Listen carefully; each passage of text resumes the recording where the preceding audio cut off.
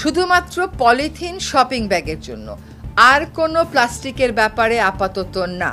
1 November থেকে বাংলাদেশে polythene bag নিষিদ্ধের ঘোষণা করেন পরিবেশ, বন ও জলবায়ু উপদেষ্টা সৈয়দ রিজওয়ানা হাসান। তবে মুদিখানার দোকানগুলোতে এর কোনো প্রভাবই নেই। কমেনি পলিথিন ব্যাগের ব্যবহার। সকালে 2K ভিশনের ক্যামেরায় বন্দী হয় পলিথিন বোঝাইকৃত একটি ভ্যান। পরে দেখা যায় ভ্যান চালকই একজন পলিথিন বিক্রেতা। তিনি মুদিখানার দোকানে গিয়ে পলিথিন বিক্রয় করছেন এবং দোকানদারও সেগুলো ক্রয় করছে। ক্রেতা বিক্রেতারা বলছেন, পলিথিন ব্যাগ উৎপাদন বন্ধ ও পর্যাপ্ত পরিমাণ বিকল্প ব্যাগ সরবরাহ করা না গেলে পলিথিনের ব্যাগ ব্যবহার বন্ধ করা সম্ভব নয়।